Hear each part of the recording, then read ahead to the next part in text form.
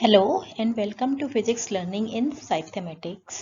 मैं निशी गुप्ता और आज का हमारा टॉपिक है एलसी ऑसिलेशंस और ट्रांसफॉर्मर। तो नेक्स्ट है एलसी ऑसिलेशंस। क्या होते हैं ये LC oscillations? We know that a capacitor and an inductor can store electric and magnetic energy respectively. हमने कैपेसिटर के लिए एनर्जी स्टोर निकाली थी। कितनी एनर्जी स्टोर होती है? Electrical energy that is equal to Q square upon 2c। इसी तरह से कोई इंडक्टर लें तो उसके अंदर जब हम करंट इंक्रीज करते हैं तो हमें वर्क करना पड़ता है और एनर्जी कितनी स्टोर होती है उसमें? Half L I square. ठीक है, तो when a charge capacitor is connected to an inductor, the charge on the capacitor and the current in the circuit exhibit the phenomena of electrical oscillations similar to the oscillations in mechanical system। तो अगर हम एक charge capacitor लें और उसको एक inductor से connect कर दें तो क्या होगा? इस सर्किट के अंदर चार्ज और करंट दोनों ही ऑसिलेट होंगे।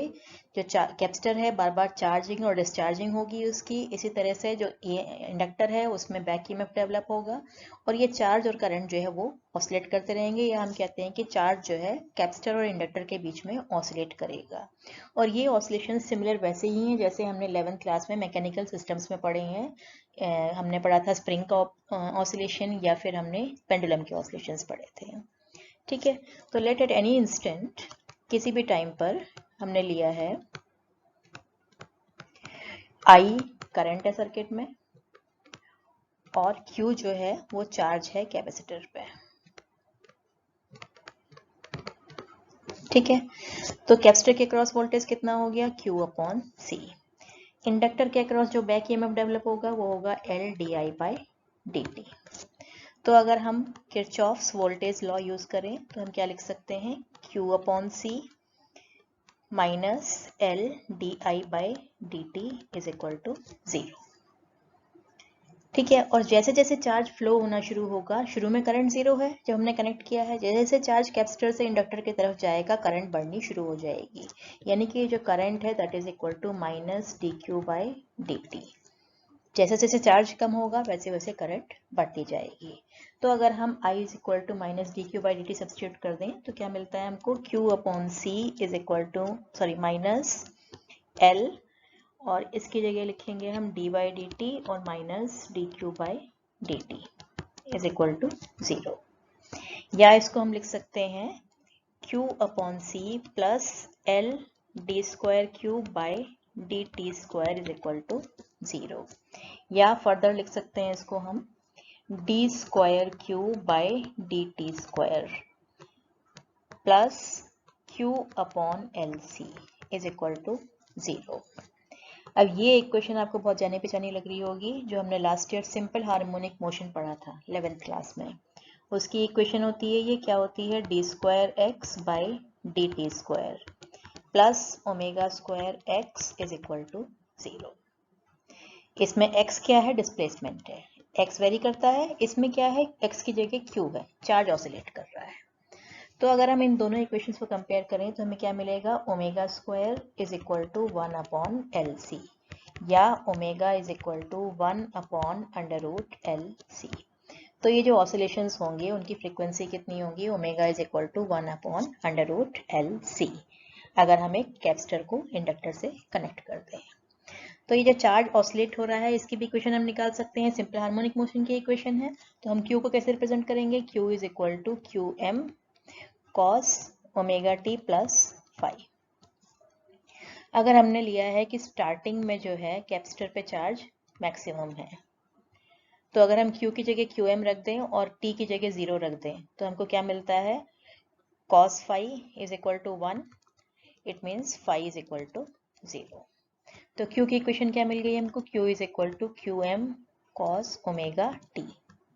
अगर हमने स्टार्टिंग कहाँ से किया है? जब कैपेसिटर पे फुल चार्ज है, maximum charge Q M. Current की इक्वेशन निकालना चाहें तो I is equal to minus D Q by D T. इसका डिफ्रेंशिएशन करेंगे तो कॉस ओमेगा टी का differentiation minus sine omega T, और माइनस का साइन यहाँ पर है तो कितना आ जाएगा? ओमेगा एम और Q M into omega into sine omega T. या अगर हम इस टर्म को आई एम से रिप्लेस कर दें then I is equal to I M sine omega T. तो चार्ज और करंट दोनों ही साइन फंक्शन के अकॉर्डिंग या कॉस फंक्शन के अकॉर्डिंग या हम कह सकते हैं हार्मोनिकली वेरी करेंगे, और इन ऑसिलेशंस को बोलते हैं हम LC ऑसिलेशंस। तो इनको और डिटेल में समझते हैं। हमने निकाला है Q is equal to QM cos omega T, और I निकाला है I is equal to IM sine omega T. ठीक है, तो हम हाफ साइकिल का कंसिडर करते हैं। ये हमने लिया है t इज इक्वल टू 0, ये है t is equal to t/4 and t is equal to t/2। Starting में क्या है, at t is equal to 0, अगर t इज इक्वल टू 0 रखेंगे तो Q मैक्सिमम है और करंट सर्किट में 0 है, तो करंट कोई फ्लो नहीं हो रही है। यहाँ पे QM चार्ज मैक्सिमम है, यानी कि इसमें कोई एनर्जी नहीं है, इसमें एनर्जी स्टोर्ड है। कितनी एनर्जी स्टोर्ड है कैपेसिटर में, QM²/2C, और इंडक्टर की एनर्जी 0। इसके बाद जैसे ही हम इसको स्विच को कनेक्ट करते हैं तो क्या होता है, करंट फ्लो होनी शुरू हो जाती है, करंट बढ़नी शुरू हो जाती है, यानी कि कैपेसिटर जो है डिस्चार्ज होना शुरू हो जाता है। इसका चार्ज कैपेसिटर का जो है वो कम होना शुरू होता है, चार्ज जो है फ्लो करने लगता है। और इधर इंडक्टर में इसके अक्रॉस जो है बैक EMF डेवलप होता है, या हम कहते हैं मैग्नेटिक फील्ड डेवलप हो गई है, मैग्नेटिक फ्लक्स डेवलप हो रहा है। तो इसमें भी कुछ एनर्जी है और इसमें भी कुछ एनर्जी है। इसकी एनर्जी हम लिख सकते हैं किसी इंस्टेंट पे Q²/2C, और इसमें भी कुछ एनर्जी है UB that is equal to half LI², यानी कि ये भी नॉन जीरो है और ये भी नॉन जीरो है, दोनों में एनर्जी आपस में बढ़ गई है। थोड़ी सी कैपेसिटर की इलेक्ट्रोस्टैटिक एनर्जी जो है वो इसकी इंडक्टर की मैग्नेटिक एनर्जी में कन्वर्ट हो गई है। फिर जब t is equal to t/4, तो t is equal to t/4 पे क्या होगा, Q की वैल्यू अगर हम निकालें तो यहाँ पे t/4 रखेंगे तो ये कितना आ जाएगा, cos 90, एंड cos 90 इज 0, और I कितना हो जाएगा, ये sin 90 आ जाएगा, I is equal to IM। तो इसमें करंट मैक्सिमम हो जाएगी और इस पे चार्ज 0 हो गया, यानी कि कैपेसिटर जो है वो पूरा डिस्चार्ज हो गया। तो ये इलेक्ट्रिक एनर्जी स्टोर्ड थी वो 0 हो गई, और जो मैग्नेटिक एनर्जी इंडक्टर में है वो कितनी हो गई, मैक्सिमम हाफ L और IM का स्क्वायर। उसके बाद क्या होगा, इस बैक EMF की वजह से करंट फिर से फ्लो होनी शुरू हो जाएगी इसमें, तो ये करंट जो है डिक्रीज होने लगेगी, और ये जो चार्ज है क्या होगा, इसकी पोलैरिटी ऑपोजिट हो जाएगी। कैपेसिटर दोबारा से चार्ज होने लगा, लेकिन ये पॉजिटिव प्लेट और ये नेगेटिव प्लेट, पोलैरिटी जो है इसकी रिवर्स हो जाएगी। अब इस केस में भी दोनों में कुछ एनर्जी है, ये जो पूरी मैग्नेटिक एनर्जी थी इसका कुछ पार्ट इलेक्ट्रिक में कन्वर्ट हो जाएगा। या कैपेसिटर के अक्रॉस एनर्जी जो है Q²/2C, और इंडक्टर के अक्रॉस जो एनर्जी है हाफ LI²। दोनों के अक्रॉस नॉन जीरो एनर्जी है, some amount of energy as electrostatic and some as magnetic. Then t is equal to t/2, अगर हम t को t/2 ले लें तब क्या होगा, अगर हम q की वैल्यू निकालें तो कितना आएगा, QM cos पाई की वैल्यू -1 तो -QM, और I की वैल्यू निकालें, यहाँ पे हम t की जगह t/2 रखेंगे तो विल गेट sin पाई की वैल्यू 0, करंट इज 0। तो अब जो है करंट सर्किट में 0 हो जाती है और इस पे मैक्सिमम चार्ज हो जाता है, लेकिन पोलैरिटी ऑपोजिट, यानी कि इधर +Q और इधर -Q। तो ये जो सारी एनर्जी इंडक्टर की थी वो सारी जो है किसमें, इसमें एनर्जी नहीं है, अब इसकी जो एनर्जी है वो 0 हो गई, और सारी एनर्जी जो है कैपेसिटर के अक्रॉस इलेक्ट्रोस्टैटिक एनर्जी की फॉर्म में QM²/2C में कन्वर्ट हो गई। तो हम देखते हैं कि एक एनर्जी से दूसरी एनर्जी में लगातार कन्वर्जन हो रहा है, इंटर कन्वर्जन हो रहा है, लेकिन टोटल एनर्जी जो है वो कांस्टेंट रहती है। अगर हम इसको मैकेनिकल सिस्टम से कंपेयर करें, जैसे कि ये स्प्रिंग है, ये इसकी इक्विलिब्रियम पोजीशन है डॉट से, तो ये हमने इसको जो है एक एक्सट्रीम पे ले जाके, यानी कि इसका एम्पलीट्यूड A है, यहाँ पे ले जाके छोड़ दिया है at t is equal to 0। तो इस टाइम पर मूव नहीं कर रहा है, kinetic energy 0, potential energy half KA²। जैसे हम इसको छोड़ेंगे तो ये ब्लॉक जो है इधर की तरफ मूव करना शुरू हो जाएगा, तो काइनेटिक एनर्जी उसकी बढ़नी शुरू हो जाएगी और पोटेंशियल एनर्जी कम होनी शुरू हो जाएगी, दोनों ही नॉन जीरो होंगे। और जब ये सेंटर में आ जाएगा इक्विलिब्रियम पोजीशन में तो क्या होगा, पोटेंशियल एनर्जी 0 और काइनेटिक एनर्जी मैक्सिमम। अब इस काइनेटिक एनर्जी की वजह से ये आगे मूव करेगा, यानी कि इक्विलिब्रियम के लेफ्ट साइड में जाएगा। तो फिर इसकी पोटेंशियल एनर्जी बढ़नी शुरू हो जाएगी और काइनेटिक एनर्जी कम होनी शुरू हो जाएगी। और जब ये अगले एक्सट्रीम पोजीशन पे, लेफ्ट एक्सट्रीम पे आ जाएगा ये डिस्टेंस पे, तो पोटेंशियल एनर्जी हाफ के square, kinetic energy again 0।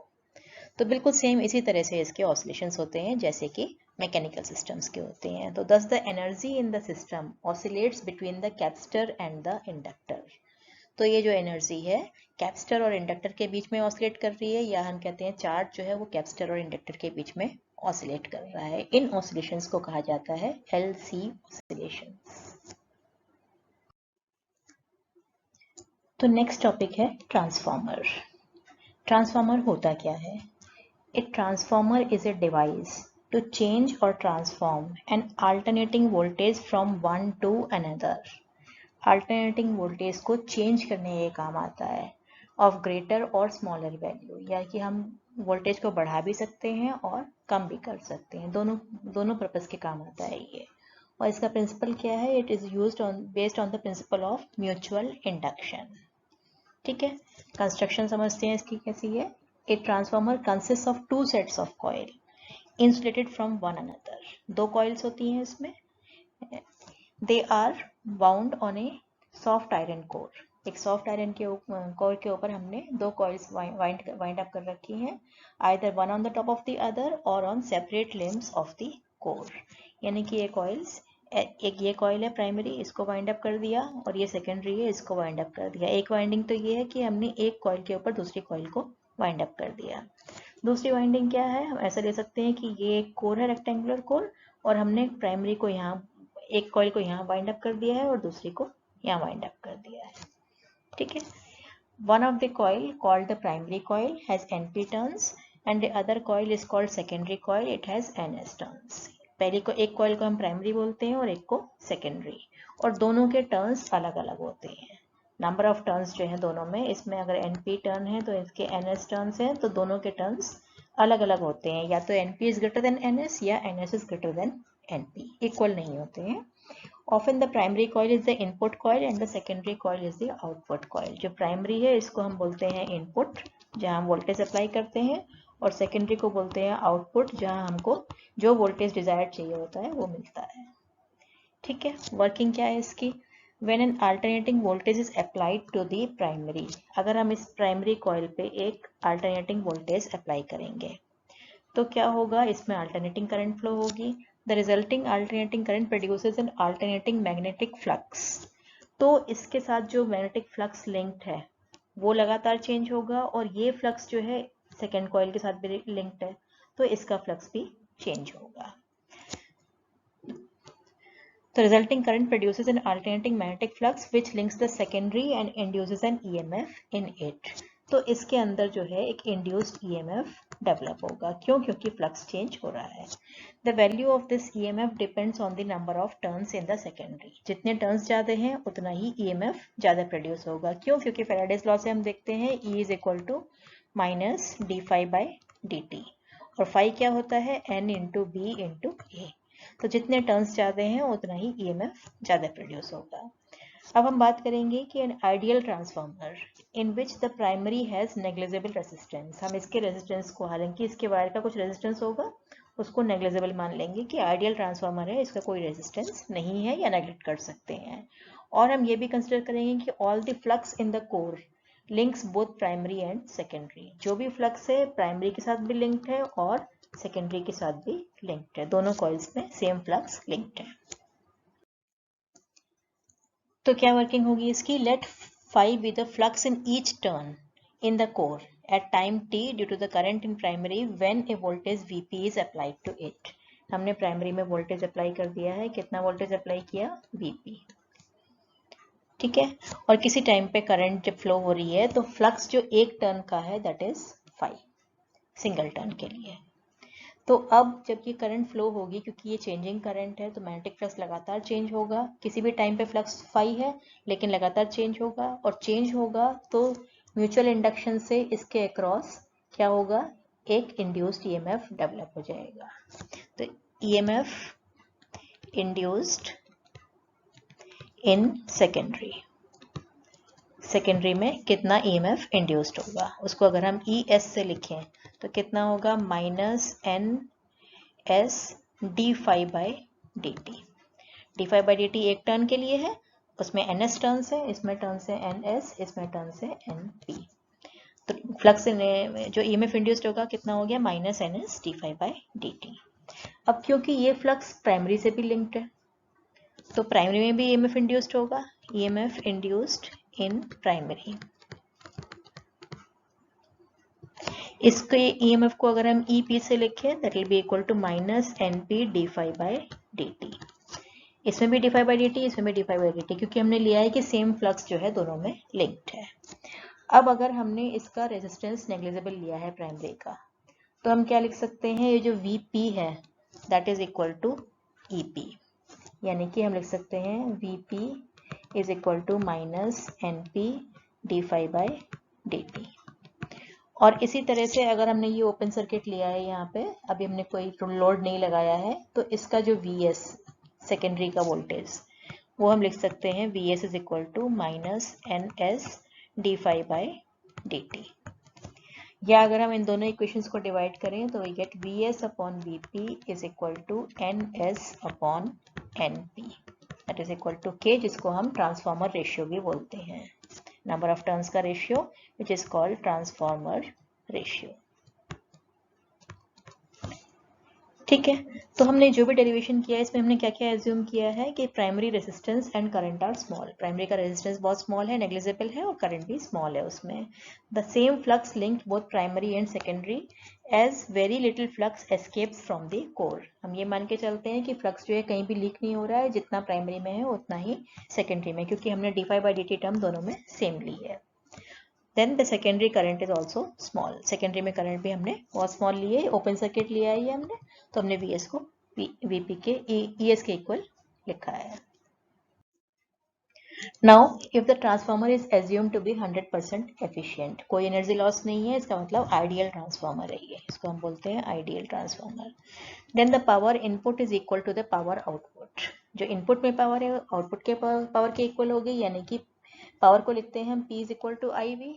Input में पावर कितनी होगी, IP इंटू VP, आउटपुट में IS इंटू VS। तो IP into VP is equal to IS into VS, या हम लिख सकते हैं VS upon VP is equal to IP upon IS, और ये हमने कितना निकाला था, NS अपॉन NP। ये इक्वेशन आएगी इसके लिए।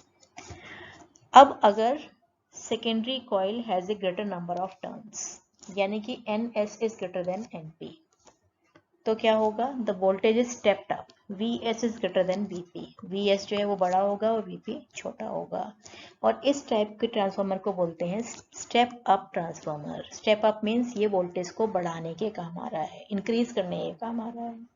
हालांकि इसमें अगर हम IP और IS का रेशियो निकालें, then there is a less current in secondary as compared in the primary. IP will be greater than IS, यानी कि IS is less than IP, यानी कि जो है करंट जो है स्टेप डाउन हो रही है, वोल्टेज तो स्टेप अप हो रहा है, वोल्टेज इंक्रीज हो रहा है, करंट स्टेप डाउन हो रही है। और इसका ऑपोजिट लेंगे अगर हम, if the secondary coil has less turns than the primary, अगर सेकेंडरी में टर्न्स कम है प्राइमरी से, तो क्या होगा, स्टेप डाउन ट्रांसफार्मर। इसमें VS will be less than VP, जो आउटपुट वोल्टेज है वो इनपुट से कम होगा, यानी कि वोल्टेज डिक्रीज हो रहा है, इसलिए बोलते हैं स्टेप डाउन ट्रांसफार्मर। और कॉरेस्पॉन्डिंग करंट जो है वो ज्यादा होगी, IS will be greater than IP, that is the voltage is step down और reduced and the current is increased. Voltage step down हो रहा है और करंट जो है वो स्टेप अप हो रही है। तो हमने एक आइडियल ट्रांसफार्मर के लिए निकाला कि आइडियल ट्रांसफार्मर के लिए इनपुट और आउटपुट पावर जो है वो सेम होती है, यानी कि हम कह सकते हैं IS VS is equal to IP VP। पर जब हम प्रैक्टिकली ट्रांसफार्मर को यूज करते हैं तो ऐसा नहीं होता है, यानी कि P input is not equal to P output. Practical में ऐसा नहीं होता है, क्योंकि वायर्स यूज करेंगे, कॉइल्स में कुछ ना कुछ रेजिस्टेंस होगा, तो कुछ ना कुछ लॉस तो होगा ही। तो उस केस में हम डिफाइन करते हैं एफिशिएंसी ऑफ द ट्रांसफार्मर। कैसे डिफाइन करते हैं इसको, that is the ratio of output power and input power, that is called the efficiency. या हम लिख सकते हैं एफिशिएंसी को हम ईटा से रिप्रेजेंट करते हैं, that is equal to output power, that is ISVS upon IPVP। इतनी एफिशिएंसी है, अगर परसेंटेज में एक्सप्रेस करें तो 100 से मल्टीप्लाई कर देंगे, तो efficiency of the transformer is given by this relation. अब इन ट्रांसफार्मर्स का यूज कहाँ पर होता है? The large scale transmission and distribution of electrical energy over long distances is done by the help of transformer. Transformer की help से जो है हम एनर्जी को, इलेक्ट्रिकल एनर्जी को दूर दूर तक पहुंचाने में यूज करते हैं। कैसे है? जो पावर स्टेशन है वहां पर एनर्जी डेवलप हो रही है, इलेक्ट्रिक एनर्जी जो है वो प्रोड्यूस कर रहे हैं बाय जनरेटर्स। फिर हम उनको कहाँ पहुंचाते हैं? उनको हम वायर्स के थ्रू सब स्टेशन पे पहुंचाते हैं। जो सब स्टेशन हमारे घरों के पास लगे होते हैं उस पे पहुंचाते हैं, और फिर वहां से वायर्स के थ्रू जो है हमारे घरों तक इलेक्ट्रिकल एनर्जी आती है। तो ये जो लॉन्ग डिस्टेंस है, इसमें अगर हम करंट ज़्यादा यूज़ करेंगे तो पावर जो है वो ज़्यादा वेस्ट होगी, I2R हीट डेवलप होगी, पावर वेस्ट होगी। तो हम यहाँ पर क्या करते हैं? यहाँ पर हम स्टेप अप ट्रांसफार्मर यूज़ कर लेते हैं, और वोल्टेज को क्या करते हैं? स्टेप अप कर लेते हैं, वोल्टेज को बढ़ा देते हैं।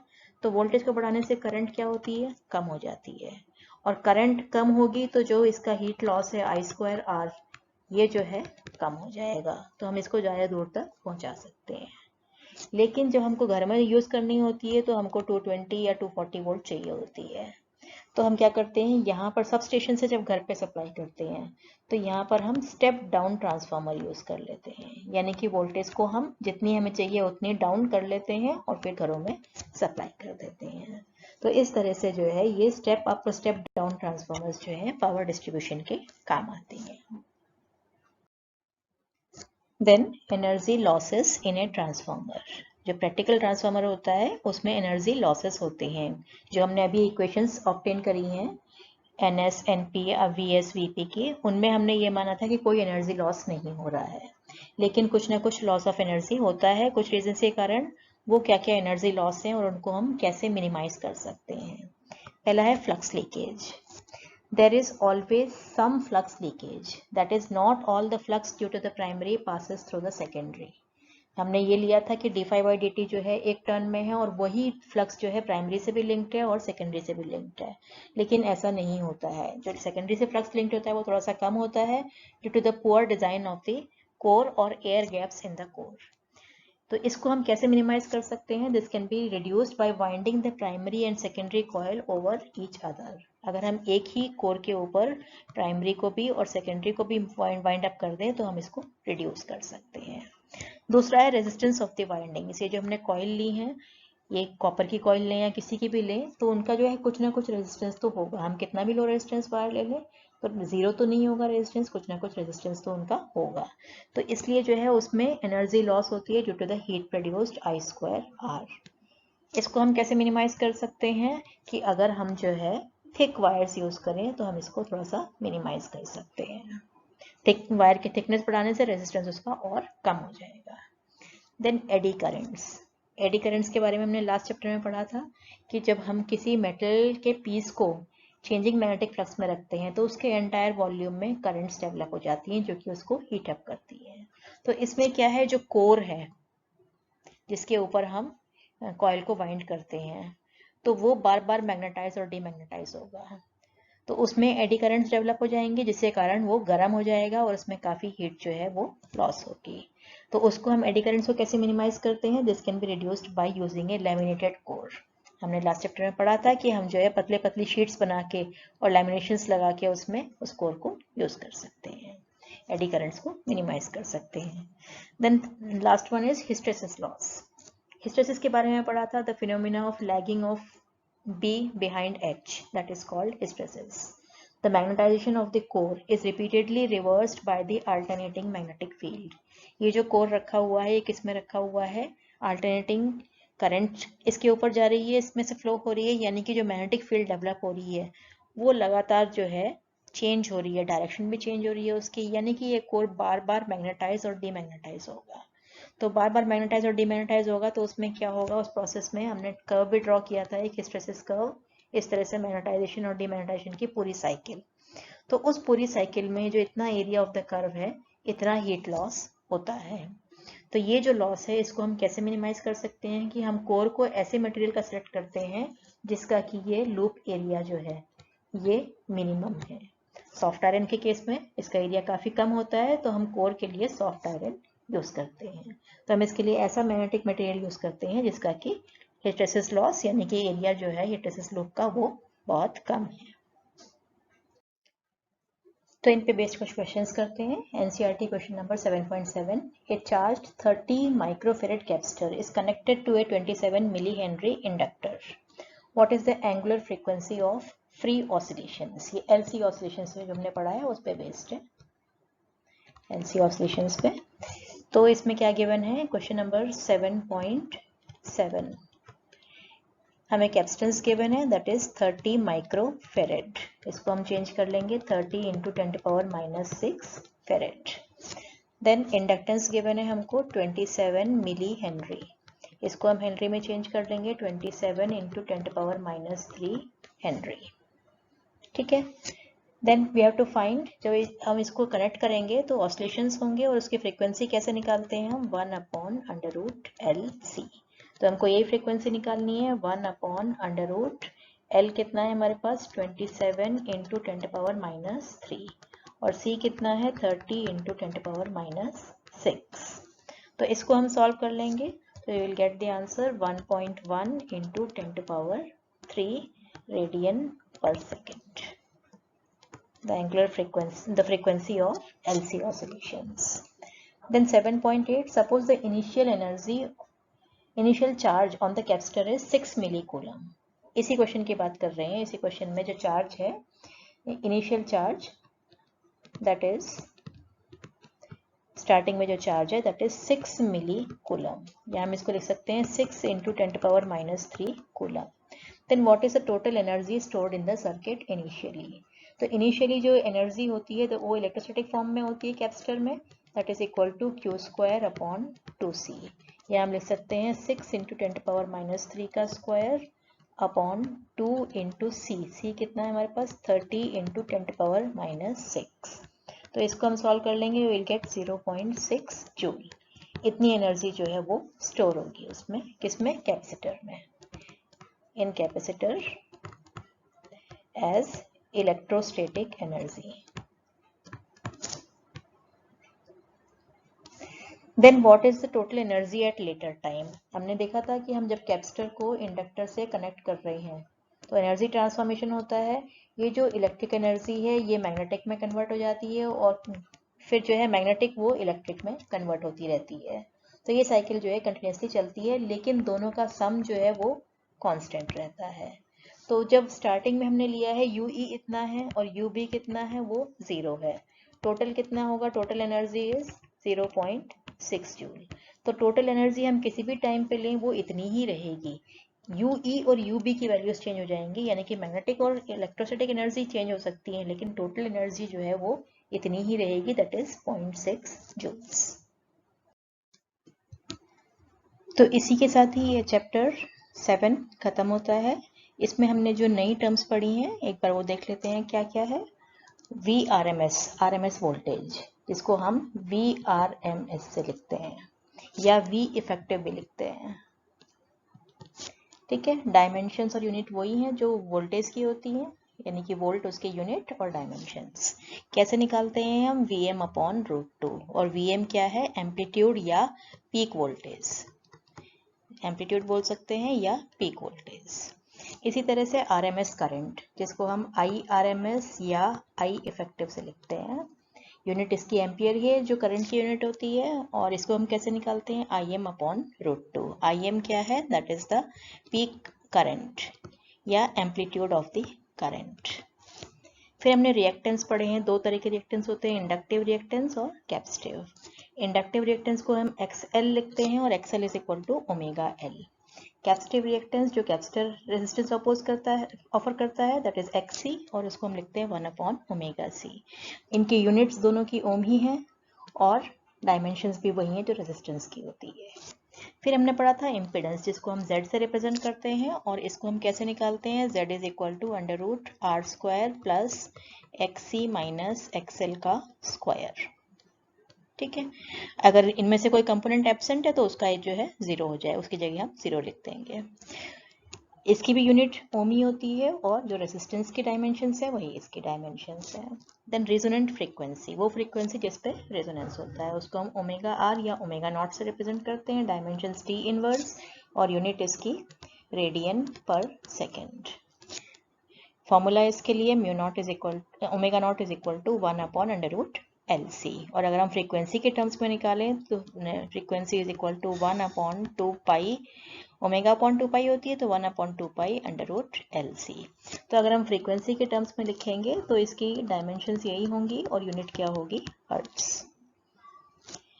फिर हमने निकाला क्वालिटी फैक्टर, जिसको हम Q से रिप्रेजेंट करते हैं, और इसको हम कैसे निकालते हैं, ये दो फॉर्मूले यूज करते हैं। इसके अलावा हमने इसको डिफाइन भी किया था, omega naught upon 2 delta omega, it means resonant frequency और बैंडविड्थ का रेशियो।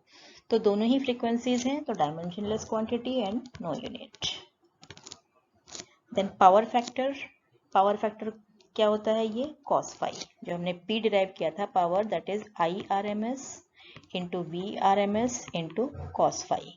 ये जो cos फाई है इसको पावर फैक्टर बोलते हैं, cos फाई है तो इसलिए इसकी भी कोई यूनिट नहीं होती है, डायमेंशंस भी कोई नहीं होती है। तो इसी के साथ ही हमारी ये यूनिट इलेक्ट्रोमैग्नेटिक इंडक्शन और अल्टरनेटिंग करंट ये खत्म होती है। नेक्स्ट टर्न पे नई यूनिट शुरू करेंगे जो है इलेक्ट्रोमैग्नेटिक वेव्स। तब तक के लिए bye, thank you, happy learning.